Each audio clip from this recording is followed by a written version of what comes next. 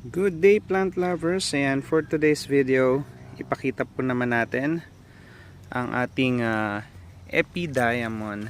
Ayan po, napakaganda rin ng ating Epi Diamond guys. Ayan, makakaano na tayo nito, makaka-propagate na tayo ng ilan ngayon yan. Abangan nyo guys, ayan, magre-release tayo pag nakapagpa-stable tayo ng ating mga ipopropagate po para sa ating Epi Diamond. Napakaganda ng kanyang dahon. Ayan.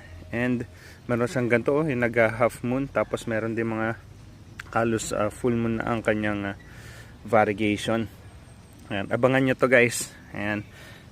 Medyo mahaba na to, pwede na natin tong ikat for propagation. Ayan.